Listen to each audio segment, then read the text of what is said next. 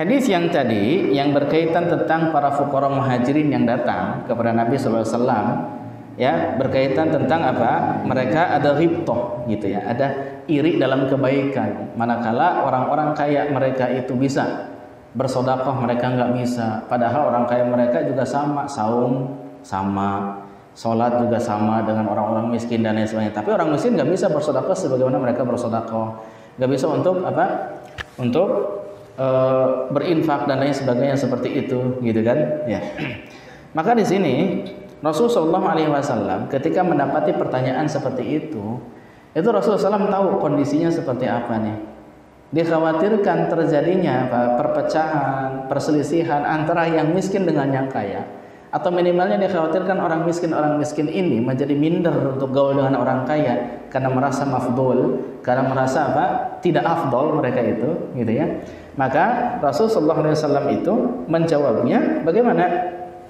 Menghibur mereka, memberikan solusi kepada mereka supaya derajat mafdul mereka bisa mengejar keafdolan daripada orang-orang kaya, gitu. Agar mereka apa? Merasa ternyata saya bisa loh ngejar mereka, gitu. Sehingga akhirnya mereka tidak memiliki perasaan ghil, perasaan benci atau tidak suka pada orang-orang kaya. Sehingga di sini ada faidah. Faidahnya itu annal alima idza su'ila an mas'alatin yaqa'u fiha al-khilaf ayujiba bima yalhaqu bihil mafdul darajatul fadil. Ya. Jadi seorang alim itu kalau ditanya tentang satu permasalahan yang bisa terjadi perselisihan dari persoalan atau dari pertanyaan tersebut, gitu kan? Bisa terjadi perselisihan antara orang miskin ini dengan orang kaya, misalkan demikian, maka hendaknya seorang yang alim tersebut itu menjawabnya dengan seperti apa? Menghibur yang mafdul tadi supaya bisa mengejar yang afdol, gitu. Menghibur yang kurang utama tadi supaya bisa mengejar yang afdol dengan solusi-solusi seperti tadi. Sehingga mereka pun tidak memiliki perasaan bagaimana ke orang kaya, gitu ya, atau kepada yang lebih afdol darinya. Nah, ini.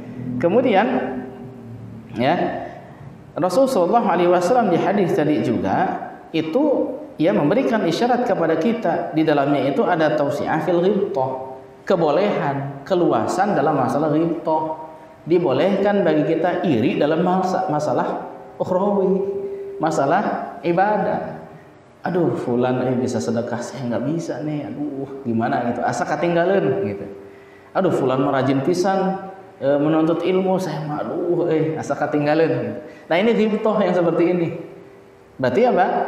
Sesuatu yang dibolehkan kalau irinya seperti ini. Sementara kalau iri dalam urusan dunia, maka yang disebut apa itu? Hasad, yang seperti ini justru yang tidak boleh. Kalau ghibthah mah boleh. Makanya Rasul di hadis tersebut nggak melarang dengan iri demikian.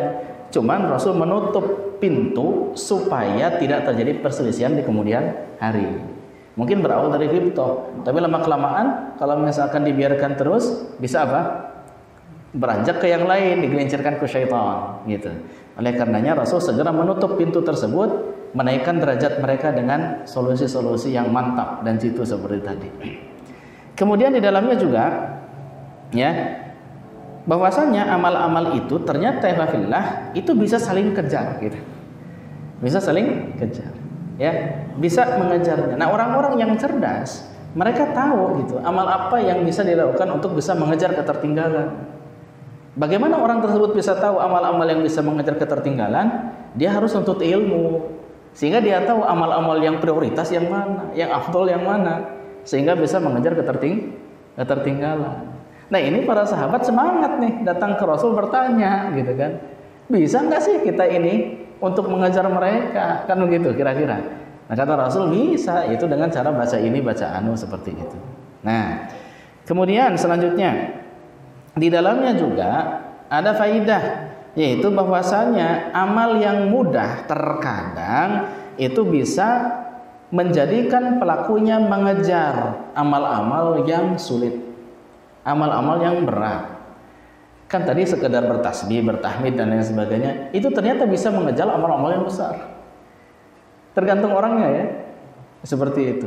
Dan ini juga jadi apa? Bagi kita inspirasi, jangan remehkan amal-amal yang kecil.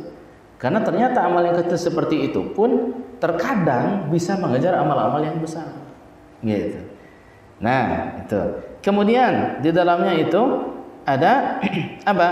Fadilah, keutamaan zikir setelah sholat. Tadi keutamanya besar sekali. Dan di dalamnya juga ada apa? Ada faidah bahwasanya amal yang bersifat pribadi ternyata juga bisa untuk mengejar ya atau menyamai minimalnya amal yang sifatnya mutaaddi. Amal-amal yang dirasakan manfaatnya oleh orang lain seperti berinfak, bersedekah, memberikan hadiah dan lain sebagainya. Ternyata amalan sifatnya pribadi, private pun seperti baca Quran, seperti apa?